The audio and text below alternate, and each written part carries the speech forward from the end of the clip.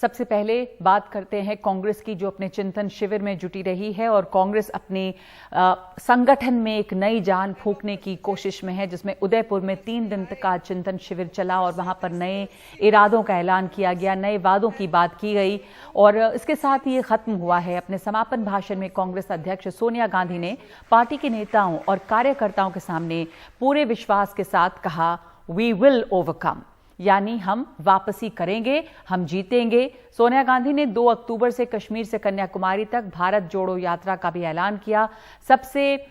इसके अलावा राहुल गांधी ने ये साफ कहा है कि हमें ये मानने में दिक्कत नहीं होनी चाहिए कि हम जनता से कट गए हैं।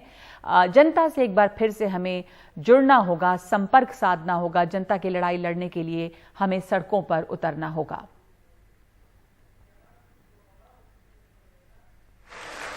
तीन दिन के चिंतन शिविर के बाद कांग्रेस नेता राहुल गांधी का सबसे अहम कबूलनामा, माना कि पार्टी जनता से कट गई है। पार्टी के नेताओं से नवसंकल्प लेने को कहा कि जनता के बीच जाकर बैठ जाएं। इंटरनल हमारा फोकस रहता है और आज के समय में इंटरनल फोकस से हमारा काम नहीं होने वाला है।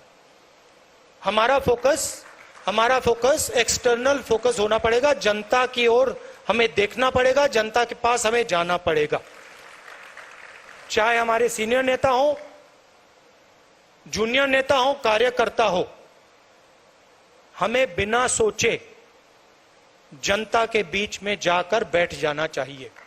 6 समितियों ने जिन सुझावों को सामने रखा उसे CWC ने स्वीकार किया।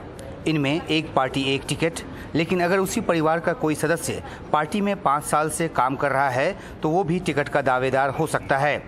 50% पदाधिकारियों की नियुक्ति 50 वर्ष से कम के लोगों की हो। हर प्रदेश कांग्रेस कमेटी के अंदर एक पॉलिटिकल अफेयर्स कमेटी का गठन हो। पार्टी के किसी भी पद पर कोई भी व्यक्ति 5 साल से अधिक न बैठे। पार्टी में लंबे समय तक एक ही व्यक्ति द्वारा पद पर बने रहने के बारे में कई विचार सामने आए।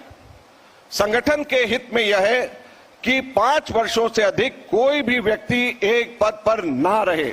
मौजूदा भारत के आयु वर्ग व बदलते स्वरूप के अनुसार यह आवश्यक है कि कांग्रेस की कार्य समिति, सेंट्रल वर्किंग कमेटी, राष्ट्रीय पदाधिकारी, प्रदेश, जिला, ब्लॉक व मंडल पदाधिकारियों में 50% पदाधिकारियों की आयु 50 वर्ष से कम हो।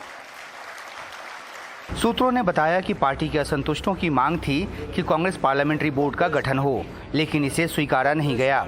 हालांकि पार्टी के असंतुष्ट खेमे ने इस चिंतन शिविर के बाद अपनी संतुष्टि दिखाई। नाराजगी का कोई सवाल नहीं उठता था। हमने कोविड के चलते कोई बातें रखी थी और क्योंकि मुलाकात नहीं हो पा रही थी, इसलिए गुप्त पत्र लिखा था।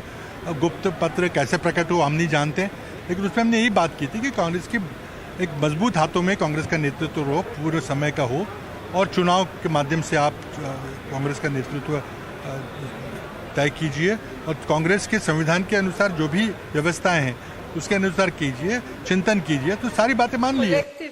कांग्रेस अध्यक्ष सोनिया गांधी ने समापन भाषण देते हुए कश्मीर से कन्याकुमारी तक भारत जोड़ो यात्रा का ऐलान किया, जिसमें युवा और बुजुर्ग सभी नेता शामिल होंगे। फैसलों में मदद के लिए एक राजनीतिक सलाहकार दल का भी ऐलान किया। We will launch the National Kanyakumari to Kashmir Bharat Jodo Yatra, beginning on Gandhi Jayanti this year.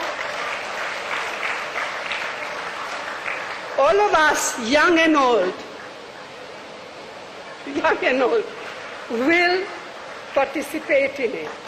Congress party ने अपना नवसंकल्प तो ले लिया है, अब वक्त है उसे जमीनी स्तर पर लागू करने का और इसी से तय होगा कि पार्टी का ये जो 3 दिवसीय शिविर रहा उसका कितना फायदा पार्टी उठाती है। उदयपुर से कैमरा पर्सन मुरसलीन, अशोक महाले और सहयोगी हर्षा कुमारी सिंह के साथ उमाशंकर सिंह, NDTV इंडिया।